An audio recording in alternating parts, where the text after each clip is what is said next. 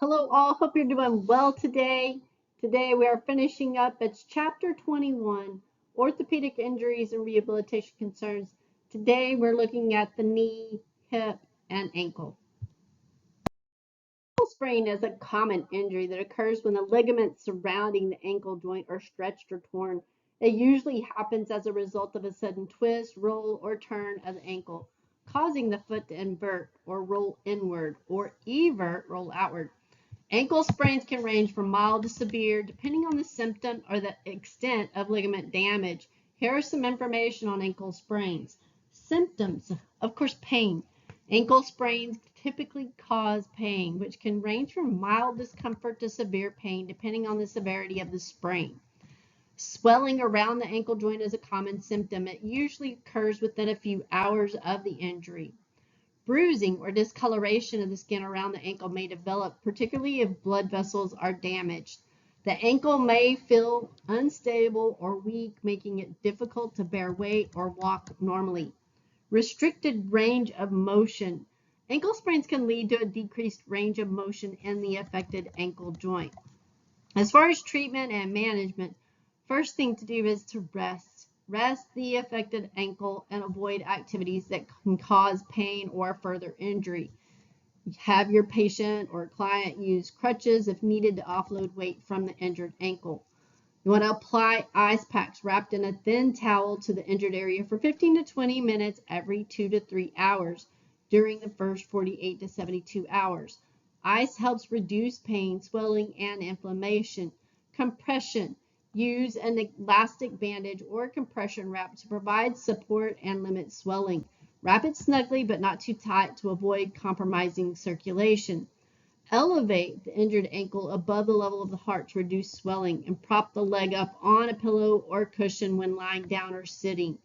Over-the-counter pain relievers such as acetaminophen or non-steroidal anti-inflammatory drugs or NSAIDs can help manage pain and reduce inflammation. Follow the recommended dosage instructions. Once pain and swelling have subsided, gentle ankle exercises and range of motion activities can be started to restore flexibility, strength, and stability. Depending on the severity of the sprain, a healthcare professional may recommend wearing a brace, splint, or supportive ankle taping during the healing process to provide stability and protect the ankle. In cases of moderate to severe ankle sprains, formal rehabilitation may be necessary. It's important to consult with a healthcare professional, such as a physician or physical therapist, for an accurate diagnosis and appropriate treatment plan if you suspect there is a specific ankle sprain. They can provide personalized advice, monitor your client's progress, and guide them through the recovery process to help them in returning to normal activities safely. Here are some ankle movement guidelines. Range of motion exercises. You want to perform gentle ankle movements to improve the joint's flexibility. This includes ankle circles, ankle pumps, like flexing and pointing their foot, and side-to-side movements. Strengthening exercises. So engage in exercises that target the muscles around the ankle, such as calf raises, toe raises, and ankle inversions and eversions. Balance and proprioception exercises. Enhance balance and proprioception, which is awareness of the body's position, to improve stability and prevent ankle sprains. Exercises such as single leg stance, balance board exercises, and ankle wobble board exercises can be beneficial. Exercises that are contraindicated for ankle movement. If your client has recently injured the ankle, it is important to avoid movements that exacerbate the injury. Rest, ice, compression, and elevation, or RICE, are generally recommended in the acute phase. And you may have them consult their healthcare professional for proper evaluation and guidance.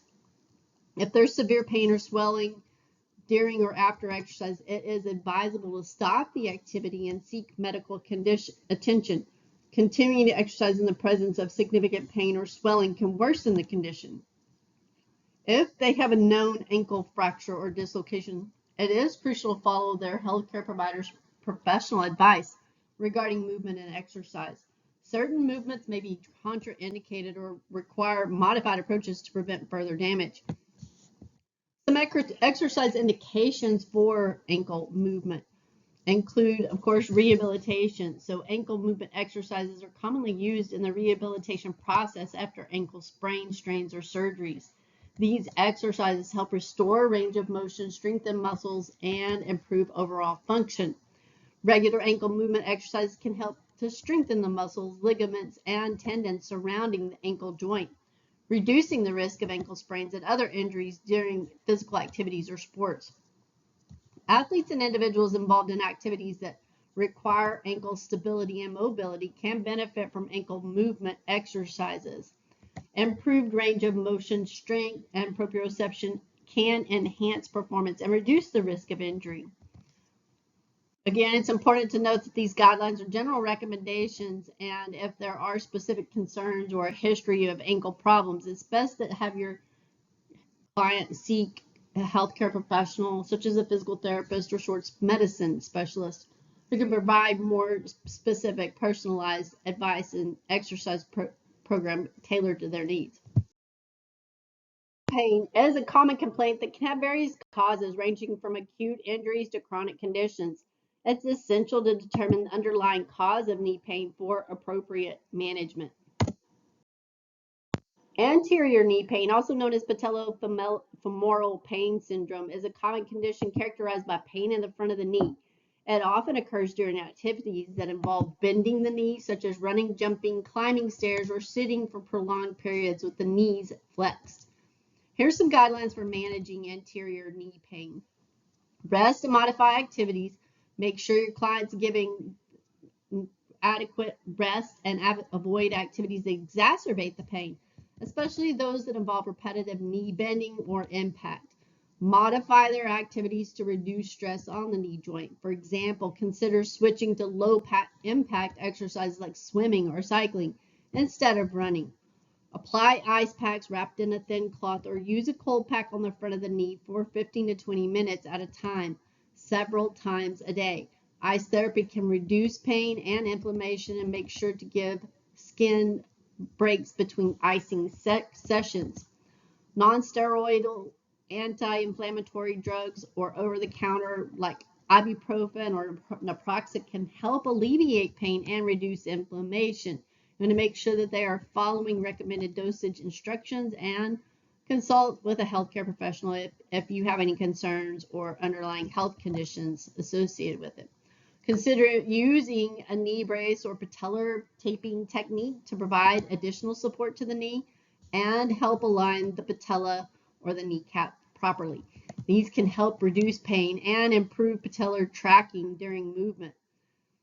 Strengthen the muscles around the knee, especially the quadriceps or the thigh muscles, that can help improve knee stability and reduce anterior knee pain.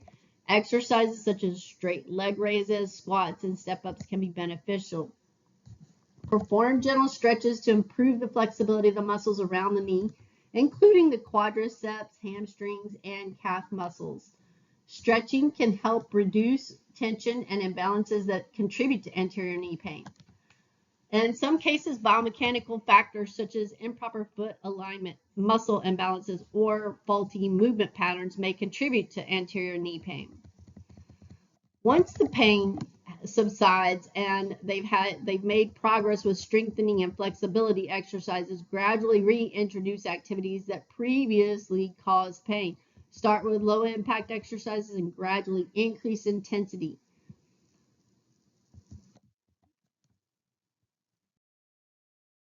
Anterior cruciate ligament or ACL reconstruction is a surgical procedure performed to repair a torn or ruptured ACL in the knee. The ACL is a vital ligament that helps stabilize the knee joint and prevents excessive forward movement of the tibia. In relation to the femur, ACL injuries commonly occur during sports activities, including sudden stops, changes in direction, or direct blows to the knee. Here's an overview of the ACL reconstruction process. There's a preoperative evaluation. So before your client goes in to undergo a comprehensive evaluation, which may include a physical examination, imaging tests such as MRI, and discussions about the symptoms and medical history. That evaluation helps the healthcare team determine the extent of the ACL injury and plan the appropriate surgical approach. ACL reconstruction is typically performed arthroscopically using small incisions and camera-guided instrument called an arthroscope. The surgeon will remove the damaged ACL and replace it with a graft, which can be taken from the client's own tissues, or an autograft, or a donor, which is called an allograft. Common graft options include the patellar tendon, hamstring tendons, or quadriceps tendon. Following surgery, the client will enter a period of rehabilitation and recovery. The specifics of the rehabilitation program may vary depending on the surgeon's preferences and the patient's individual needs. Here are some guidelines. Ideally, the first thing is, of course, protecting the surgical site. So they may be given crutches and a knee brace to use for a period of time to protect the surgical site and assist with walking. Pain medications and ice therapy can help manage postoperative pain and reduce swelling. And physical therapy will begin soon after surgery to initiate gentle range of motion exercises for the knee. As healing progresses, specific exercises are introduced to strengthen the muscles around the knee, including the quadriceps, hamstrings, and calf muscles. Exercises to improve proprioception, or joint position sense, and balance will be incorporated to help restore stability to the knee. The timeline for returning to sports or high-impact activities will depend on the individual's progress, but typically ranges from 6 to 9 months. Regular follow-up appointments will be scheduled with the surgeon to monitor their progress, assess the healing of the graft, and adjust the rehabilitation program as needed. It's important to attend those appointments and communicate any concerns or issues that the client may have during the recovery process. ACL reconstruction is a complex procedure, and the recovery process can vary for every individual. Here are closed kinetic chain exercises for the knee, particularly beneficial for improving stability, strength, and functional movement patterns. The leg press is a popular exercise that targets the lower body, especially the quadriceps, hamstrings, and glutes. It can be performed on a leg press machine, which typically consists of a seat, a backrest, and a platform for the feet. Open kinetic chain exercises are exercises where the distal segment of the limb, such as the foot or hand, is free and not fixed to a stable surface. And these OKCE, or open chain kinetic exercises, the limb moves independently and is not in contact with the ground or any other surface. These exercises typically involve isolated movements of a specific joint or muscle group. And open kinetic chain leg extensions are a type of exercise that specifically targets the quadricep muscles in the front of the thigh. This exercise involves extending the leg against resistance while sitting on a leg extension machine or using an alternative equipment. It's a great way to strengthen the quadriceps. There are some precautions against using this with especially knee issues. You may have to modify the range of motion where they're not going through a full range of motion, or maybe possibly using very lightweight. It really depends upon the individual, and maybe not going through that, again, the full range of motion, maybe limited range of motion. Total knee arthroplasty, or TKA, also known as total knee replacement, is a surgical procedure in which a damaged or arthritic knee joint is replaced with an artificial joint or prosthesis. This procedure is typically performed to relieve pain, improve function, and restore mobility in individuals with severe knee arthritis or joint degeneration. Here's some key points about total knee arthroplasty. First, the procedure.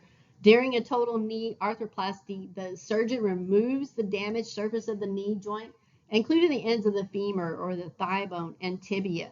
These surfaces are replaced with metal implants, and a plastic spacer is inserted between them to create a smooth gliding surface. Total knee arthroplasty is typically recommended for individuals who have significant knee pain and functional limitations due to conditions such as osteoarthritis, rheumatoid arthritis, post-traumatic arthritis, or other degenerative joint diseases. After undergoing total knee replacement, movement and exercise play a crucial role in the recovery process.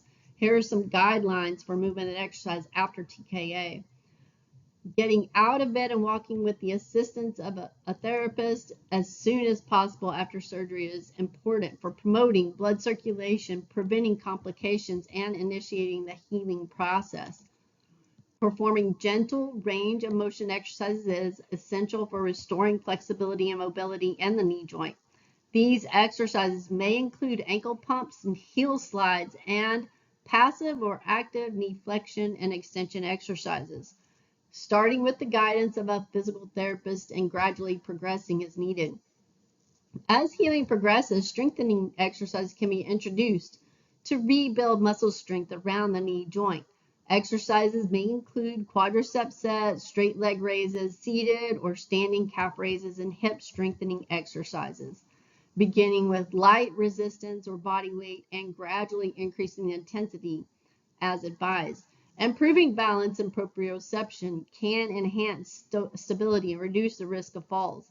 Exercises such as single leg stance, heel to toe walk, and balance board exercises can help improve balance and proprioception.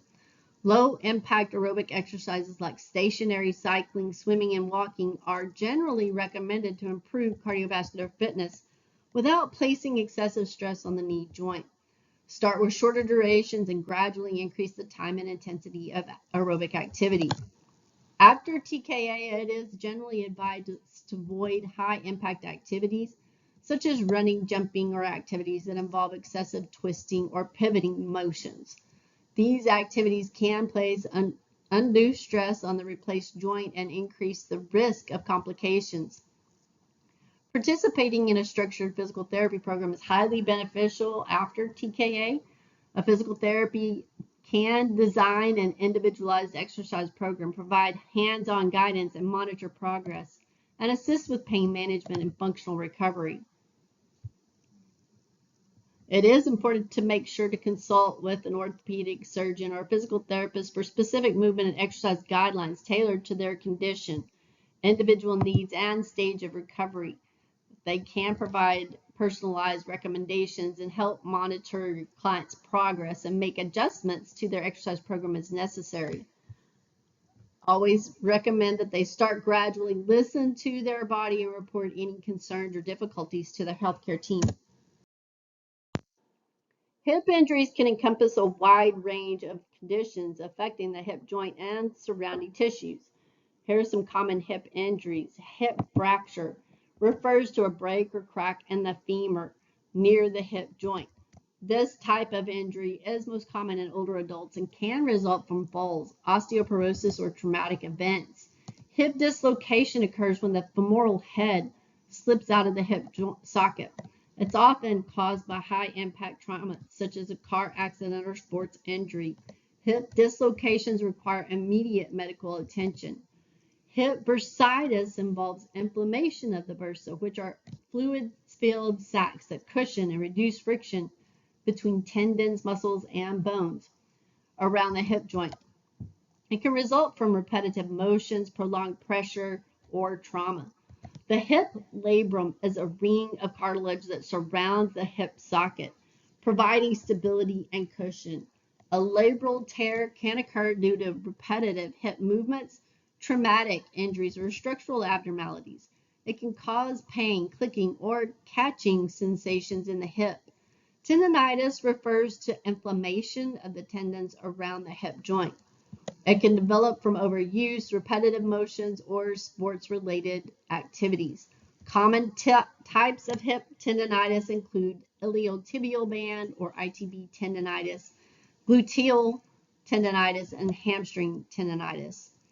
Hip osteoarthritis is a degenerative joint condition characterized by the breakdown of cartilage in the hip joint. It causes pain, stiffness, and reduced range of motion in the hip. And hip impingement, also known as femoroacetabular impingement, or FAI, occurs when there is an abnormal contact between the hip socket and the femoral head, resulting in pain and restricted movement. It can be caused by structural abnormalities or repetitive movements. A hip strain involves the stretching or tearing of muscles or tendons in the hip region. It can result from sudden movements, overstretching, or repetitive activities. Treatment of hip injuries may involve rest, physical therapy, pain management, and in some cases, surgery. Hip arthroscopy is a minimally invasive surgical procedure performed to diagnose and treat various hip joint conditions. It involves the use of a small camera called an arthroscope, which is inserted into the hip joint through small incisions. The arthroscope allows the surgeon to visualize the inside of the hip joint and perform certain surgical procedures. Here are some key points about hip arthroscopy. Indications: typically it's commonly used for the diagnosis and treatment of conditions such as hip impingement, labral tears, loose bodies in the joint, synovitis, which is inflammation of the joint lining, and hip instability, and certain types of hip joint damage.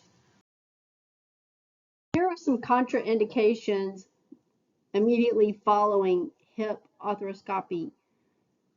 It's essential to adhere to the specific guidelines provided by the surgeon and physical therapist during the initial post-operative phase. There may be restrictions on certain movements and exercises to protect the surgical site and allow for proper healing. It's crucial to follow those instructions closely. If your client is experiencing significant pain or discomfort during or after an exercise, it's important to discontinue that activity. Pain can be an indication of excessive stress on the hip joint or surrounding tissues, and it is necessary to avoid aggravating the area during the recovery process. If they have unstable hips or history of hip dislocation, certain high impact or forceful exercises may be contraindicated. These exercises can potentially put excessive stress on the joint and increase the risk of further instability or injury. Exercise indications. After hip arthroscopy, exercise is an integral part of the rehabilitation process. Specific exercises will be prescribed to restore hip mobility, strengthening the surrounding muscles, improve stability, and promote functional movement patterns. These exercises are typically progressive and tailored to the specific needs of your client and stage of recovery. Strengthening the muscles around the hip joint is crucial for optimal recovery and long-term health. Exercises targeting the hip abductors, adductors, flexors, and extensors can help improve stability, enhance functional movement, and reduce the risk of future injuries. Controlled range of motion exercises are often prescribed to improve hip mobility following arthroscopy. These exercises may include hip flexion, extension, abduction, adduction, and rotation, depending on their specific surgical procedure and individual needs. As they progress in the recovery, functional exercises that mimic everyday movements or specific activities they engage in, such as squatting, lunging, stepping, may be incorporated into their exercise routine. Functional training helps improve overall hip function, balance, and coordination, allowing them to return to their desired activities with greater confidence. It's crucial, of course, that you work with their healthcare providers, such as a physical therapist or orthopedic specialist, who can assess their condition, provide personalized exercise prescriptions, and monitor their progress throughout the recovery process. They should also consider specific surgical procedures and individual needs and any other factors that might influence their exercise program. Weight-bearing status, range of motion limitations, and functional movement patterns following hip arthroscopy can vary depending on the specific procedure performed and individual patient factors. It is crucial to follow the guidance provided by their surgeon or physical therapist, as they will tailor the recommendations to their specific case. However, here are some general guidelines. Weight-bearing status. Oftentimes, non-weight bearing. In some cases, the surgeon may recommend a period of non-weight bearing immediately following hip arthroscopy. During that period of time, they are advised to avoid putting any weight on the operated leg. Crutches or other assistive devices are used to facilitate mobility. Partial weight bearing. As they progress in their recovery, their surgeon or physical therapist may allow them to gradually begin bearing partial weight on the operated leg. The amount of weight bearing allowed in the progression timeline will be determined by their healthcare professional. And weight bearing as tolerated or full weight bearing. Eventually, they are cleared to bear their full body weight on the operated leg. The timing of that progression really depends upon their individual progress, surgical technique, and the discretion of the healthcare professional. Range of motion limitations, early postoperative phase, immediately following hip arthroscopy, there may be restrictions on certain hip movements to protect the surgical repair and promote healing. These restrictions may include limitations on hip flexion, rotation, abduction, or adduction, and the surgeon or physical therapist will provide specific guidelines regarding that range of motion limitation during that period.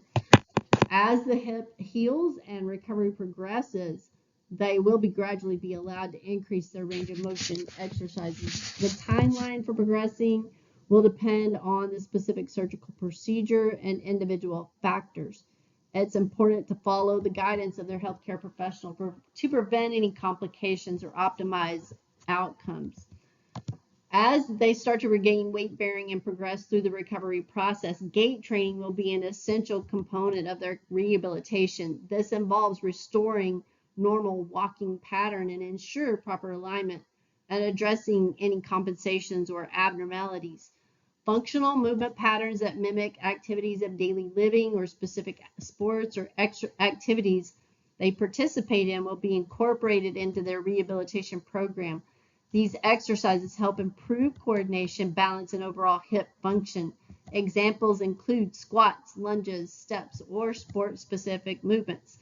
Remember, the specific weight-bearing status, range of motion, limitations, and functional movement patterns are determined by their surgeon and physical therapist based on their individual needs and progress.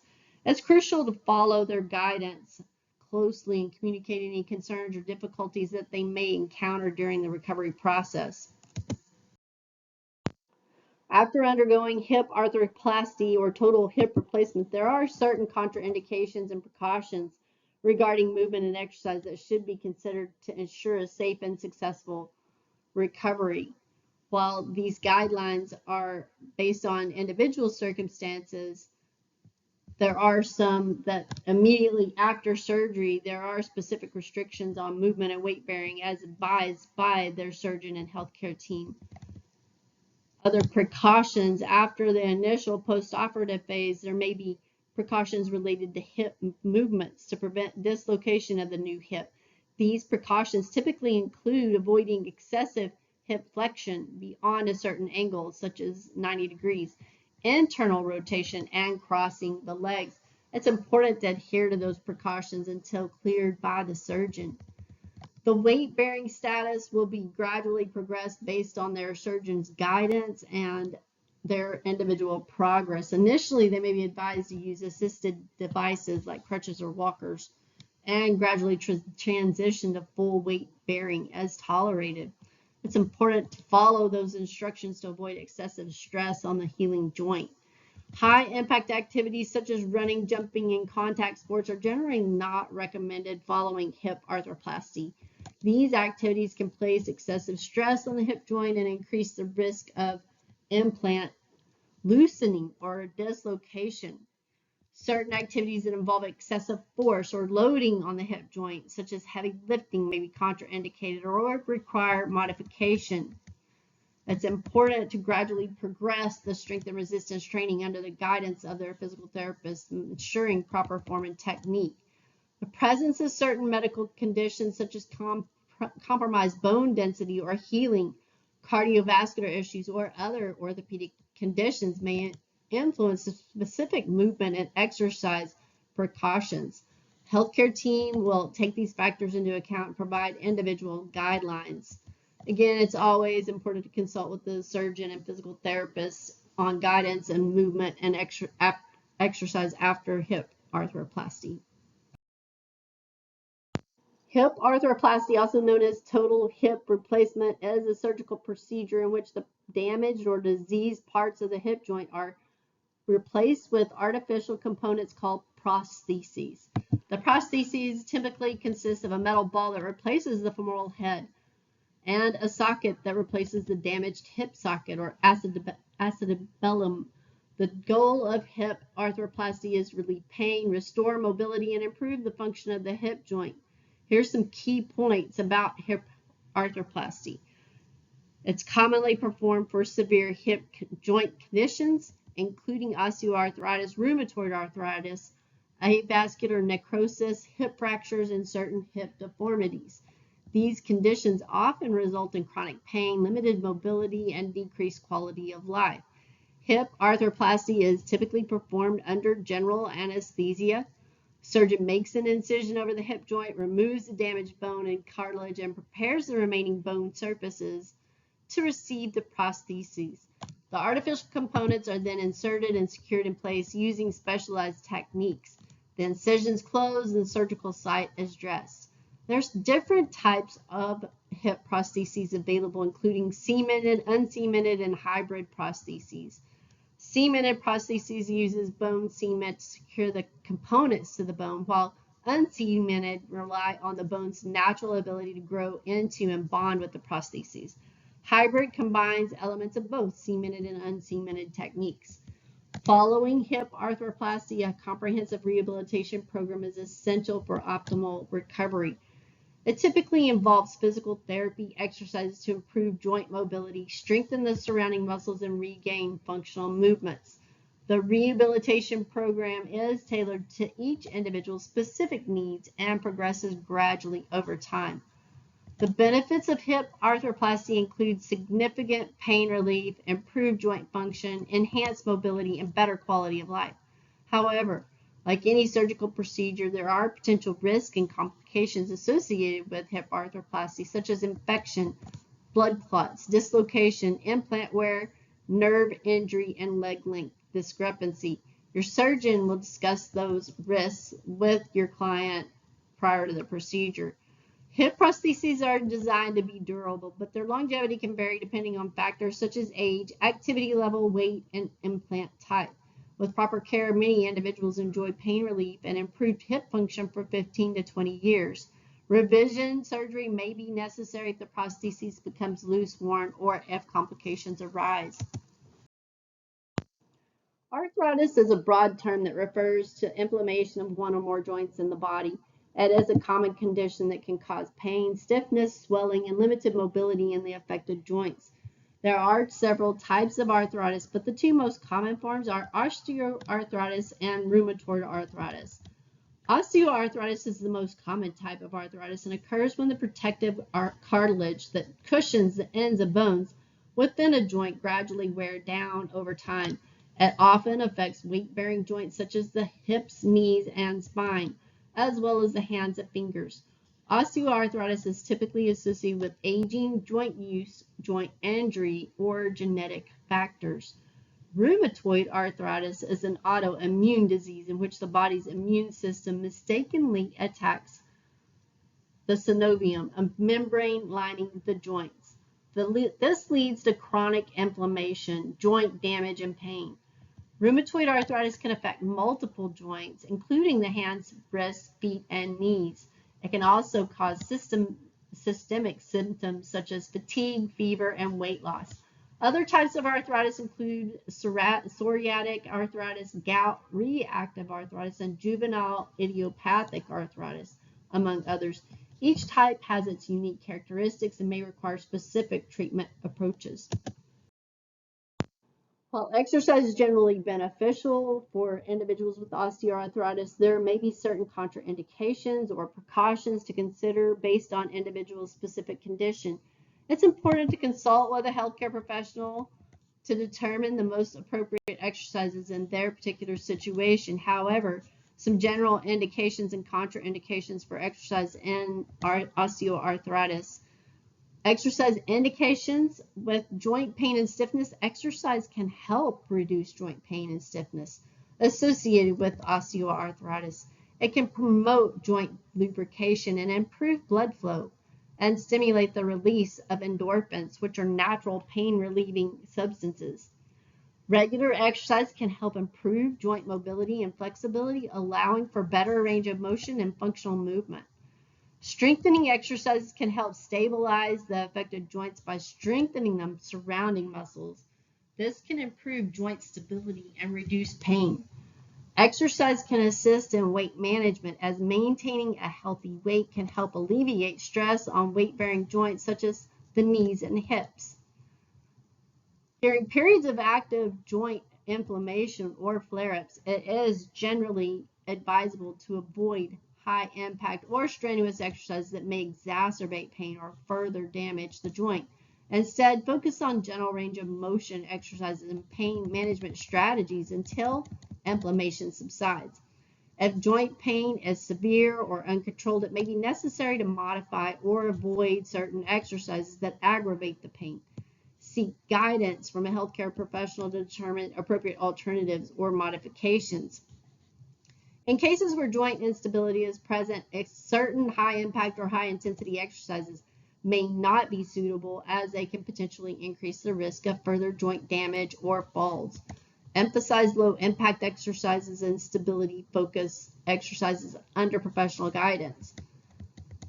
Individuals with other health conditions such as cardiovascular disease or respiratory problems may need to modify or choose specific exercises that are safe and appropriate for their overall health status. Individuals who have recently undergone joint surgery or experienced a significant joint injury should follow the specific rehabilitation protocols and exercise guidelines provided by their healthcare team.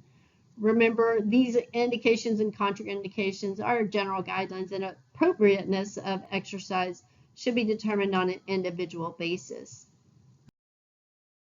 Rheumatoid arthritis is an autoimmune disease that primarily affects the joints, causing inflammation, pain, and stiffness. While exercise can be beneficial for individuals with RA, it's important to consider any specific contraindications or precautions based on an individual's condition. They should consult their rheumatologist or physical therapist for personalized guidance. However, here's just some general exercise indications for those with rheumatoid arthritis. Regular exercise can help maintain and improve joint mobility and flexibility, reducing joint stiffness and increasing range of motion. Strengthening exercises can also help support and stabilize the joints, improving muscle strength and endurance, and reducing the risk of joint deformities. Engaging in cardiovascular exercises such as walking, cycling, or swimming can improve heart health and enhance overall fitness and provide additional benefits for weight management. Exercise has also been proven to improve mood, reduce depression and anxiety symptoms, and enhance overall well-being. During periods of active joint inflammation or flare-ups, it's generally advisable to avoid high-impact or strenuous exercises that may exacerbate pain or joint damage. Instead, focus on gentle range of motion exercises, pain management strategies, and rest until inflammation subsides. In cases of joint instability or severe joint damage, certain exercises, high impact or intense, may not be appropriate. Low impact exercises and stability focused exercises are generally recommended to minimize the risk of injury. Individuals with cardiovascular or respiratory conditions may need to modify their exercise routine based on their overall health status. It's important to consult with their healthcare professional to determine safe and appropriate exercises. Fatigue is a common symptom of rheumatoid arthritis. It's important to listen to their body and adjust exercise intensity of duration based on energy levels. Incorporating rest periods and pacing themselves and help manage fatigue. And consider any coexisting health conditions and medications that may have an impact on exercise. Remember, again, these are just general guidelines, and individual considerations may vary. Really important that they work with their healthcare professional to help them in maximizing the benefits of exercise and finding a program that suits best for them.